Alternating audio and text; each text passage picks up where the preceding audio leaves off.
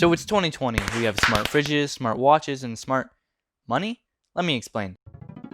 This smart money, better known as cryptocurrency, is an alternative to traditional currency, and is becoming more and more widely accepted. You may have heard about cryptocurrency, but what is it exactly?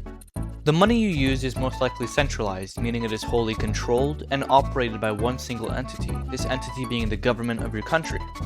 To use this currency online through a credit card, every time you make a purchase, the information of your purchase is sent to the bank, which keeps an official documentation of all of the transactions that have been made. This document is called a ledger. Let's say you want to pay your friend $20. The bank receives the information of your purchase and subtracts $20 from your account and adds $20 to your friend's. Cryptocurrency works a bit differently. It is decentralized, meaning that it is not controlled by one entity, but rather a multitude of different ones. Because of this, the ledger that is supposed to be kept by the bank is alternatively kept by every entity controlling the currency.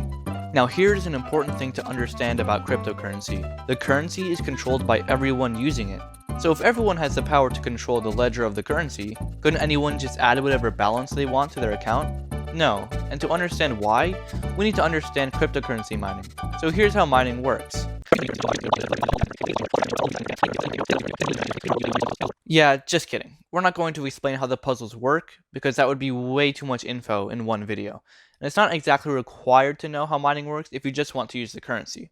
All there is to understand is that cryptocurrencies are different from traditional currencies because they are not controlled by one single entity, and that not everyone can update the public ledger because of encryption, hence the name cryptocurrency.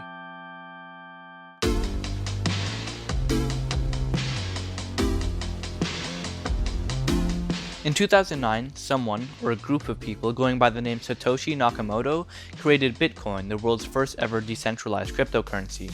It was in a class of its own as a completely untraceable, unexploitable currency existing on the internet. Speaking of untraceable, the creator of Bitcoin, Satoshi Nakamoto's real identity has not been discovered to this day. There are currently disputes over who he or they actually are.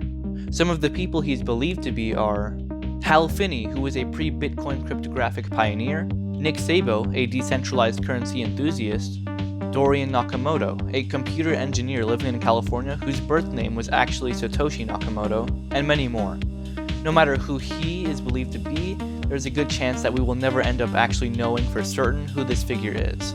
The anonymity of Bitcoin led to it being caught up in a plethora of controversies, as it was used on the black market to purchase illegal products.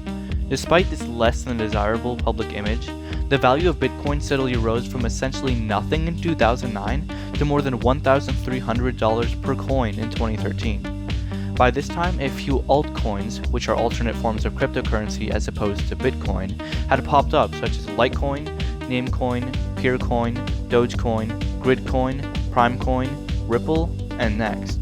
Early investors in these cryptocurrencies saw massive profits as the price of Bitcoin soared to nearly $20,000 per coin in 2017, meaning if you bought 15 Bitcoin in 2011 for $7.50, they would be valued at a whopping $296,745.90 in 2017.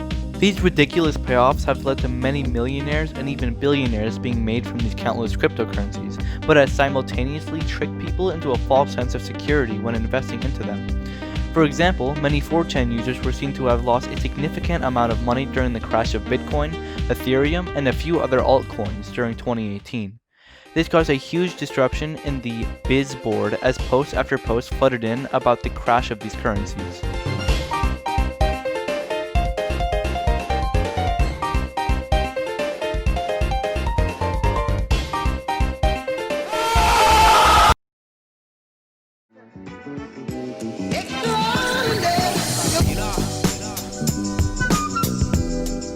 So where do these cryptocurrencies stand in 2020? Well, cryptocurrencies are very volatile in nature, and although things may be seeming down right now, you never know when the next spike may happen.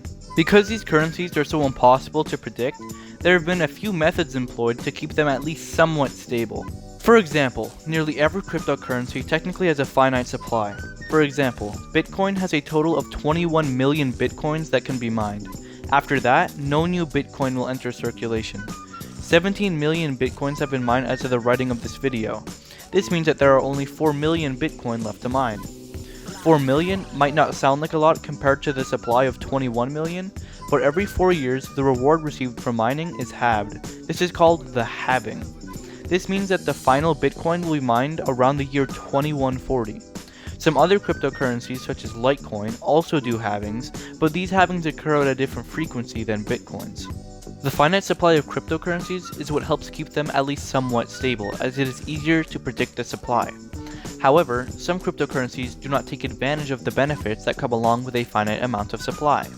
An example of this is Ethereum, a cryptocurrency which has an indefinite supply, but only allows miners to mine 18 million Ether every year. How rich can you get with cryptocurrency? Or rather, who are the richest people in the cryptocurrency industry? Well, the richest people in terms of cryptocurrency, like Satoshi Nakamoto or Chris Larsen, are founders of different cryptocurrencies.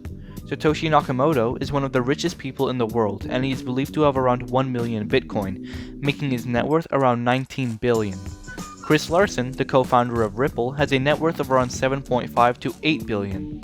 So although it may be hard to achieve this level of wealth through Bitcoin, it's very possible to become a millionaire. As of the writing of this video, there have just been about 18,000 millionaires made through just Bitcoin alone.